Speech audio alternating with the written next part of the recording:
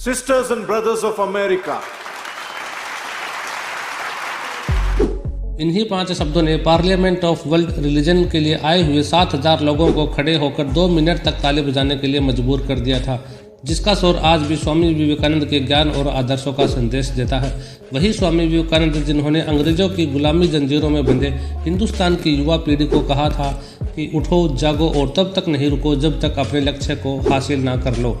इस बात ने स्वामी विवेकानंद के लाखों करोड़ों युवाओं को अपने सपने पूरे करने के लिए हौसला दिया और आज भी दे रहा है। स्वामी विवेकानंद के ज़िंदगी ने कई इम्तिहान लिए। उन्होंने भी ज़िंदगी में दर दर की ठोकरें खाई, भूखे प्यासे रहे, लोगों के ताने सुने और गालियाँ भी सुनी। हर दर्द को सहकर भी उन्होंने मन पर काबू कैसे किया, उन्होंने कैसे कठिन समय में खुद को संभाला, तो चलिए जानते हैं आज के इस वीडियो में। Chapter number 1, the beginning.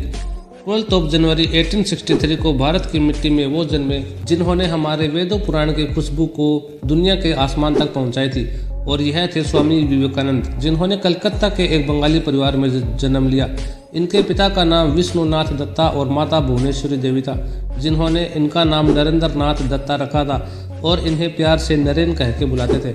और इनके परिवार को किसी भी चीज़ की कोई कमी नहीं थी। नरेन के पिता कलकत्ता के हाई कोर्ट में एक अटॉर्नी थे और नरेन के दादाजी जो संस्कृत के ज्ञानी थे, वो 25 साल की उम्र में ही घर परिवार छोड़कर साधु का जीवन जीने लगे।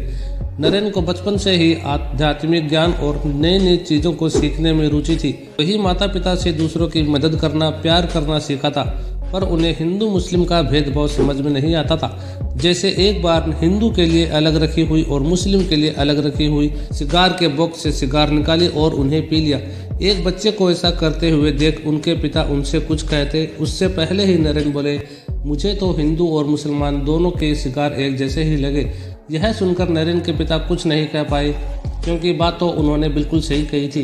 बचपन से ही नरेन पढ़ाई और म्यूजिक में अच्छे थे। अपनी सोच के दायरे को और आगे बढ़ाने के लिए वे और किताबें पढ़ने लगे। एक तरफ तो वो रिलीजन, हिस्ट्री, गीता, रामायण जैसी किताबें पढ़ रहे थे, तो वहीं दूसरी तरफ David Hume, Johann Gottlieb Fichte और हर्बर्ट स्पेंसर की वेस्टर्न फिलोसफी, वर्ल्ड हिस्ट्री जैसी किताबें पढ़ने लगे, जिसके बाद उनके मन में भगवान को लेकर बहुत से सवाल उठने लगे।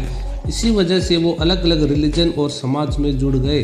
उन्हें अपने सारे सवालों के जवाब तो श्री रामकृष्ण परमहंस से मिलने के बाद ही मालूम हुआ, क्योंकि नरेन ने श्री रामकृष्ण से पूछा कि आपने भगवान देखा है, तो उन्होंने कहा कि हाँ, मैंने देखा है। मैंने भगवान को ठीक वैसे ही देखा है जैसे मैं तुम्हें देख सकता हूँ।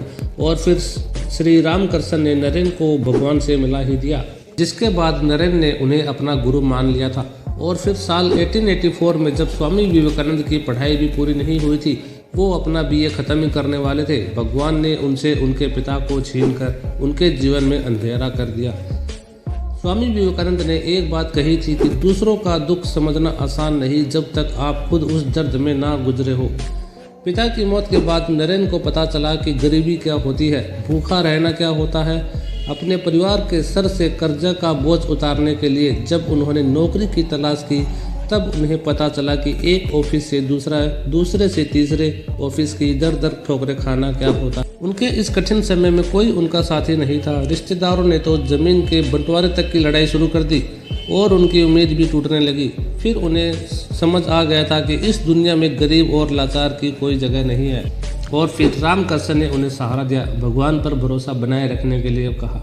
जब नरेन पूजा करने के लिए काली माँ के सामने गए, तो उन्होंने तकलीफों का हल मांगने के बजाय ज्ञान और दुनिया की मोह माया से परे होने की मांग मांगी। यही दिन था जब उन्होंने आध्यात्मिक जागरूकता को पा लिया। फिर उनकी जिंदगी में एक और मोड़ आया जब 16 अगस्त 1886 को उनके गुरु रामकृष्ण ने उनका साथ छोड़ दिया और वो दुनिया से चल बसे। एक बार फिर वो अकेले पड़ गए। फिर 1886 में उन्होंने मठ को छोड़कर भारत के कोने कोने में जाकर लोगों को समझना और उनकी परेशानियों को समझना शुरू कर दिया, और यह कसम खा ली थी कि देश के लोगों की भलाई के लिए वो अपना जीवन त्याग देंगे। और फिर इसी तरह 5 साल लोगों को अपना समय देते हुए, मदद करते हुए कैसे निकल गया स्वामी विवेकानंद को पता ही नहीं चला।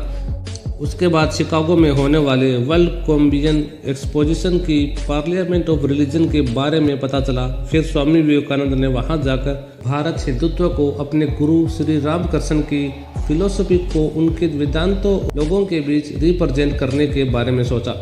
वेदांत के सार को हम एक लाइन में अहम ब्रह्मास्मि तवमचा से समझ सकते हैं, जिसका मतलब यही है कि भगवान और इंसान एक ही है। शिकागो जाने के लिए उनके शिष्य ने जैसे तैसे पैसे जुटाए थे और इसी समय स्वामी विवेकानंद को यह नाम मिला था, जो उन्हें खेतड़ी के महाराजा अजीत सिंह ने दिया था। इससे पहले स्वामी विवेकानंद अपने आप को सच्चिदानंद कहकर बुलाया करते थे। उनका शिकागो का सफ़र जापान, चाइना, कनाडा से होता हुआ 11 सितंबर 1893 को पार्लियामेंट ऑफ रिलीजन के मंच पर जाकर ख़त्म हुआ। जब उन्होंने मेरे भाइयों और बहनों कहकर स्पीच की शुरुआत की Sisters and brothers of America.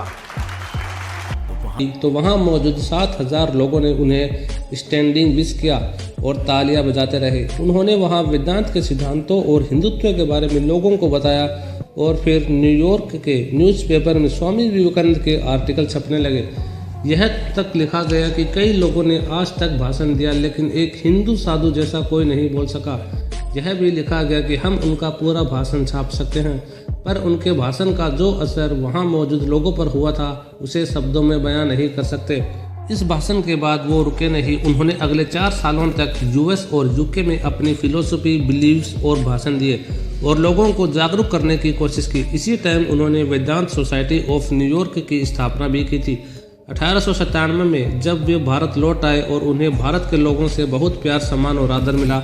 उसके बाद छुआछूत को ख़त्म करना, इंटरकास्ट मैरिज को सपोर्ट करना, देश के युवाओं को कुछ कर दिखाने के लिए जागरूक किया। इन सब के बीच फिर एक बुरी खबर मिली जब 39 ईयर की उम्र में उन्हें पता चला कि उन्हें अस्थमा हो गया है और उनकी तबीयत दिन ब दिन खराब होने लगी। और फिर देखते ही देखते 4 जुलाई 1902 को स्वामी विवेकानंद इस दुनिया से चले गए और पीछे छोड़ गए तो अपने अच्छे आदर्श। तो दोस्तों, क्या आपने भी स्वामी विवेकानंद के बारे में पढ़ा है? तो कमेंट सेक्शन में ज़रूर बताना और इसी तरह के अमेजिंग वीडियो के लिए आप हमारे चैनल को सब्सक्राइब और वीडियो को लाइक ज़रूर कर देना। तो मिलते हैं अगली वीडियो के अंदर।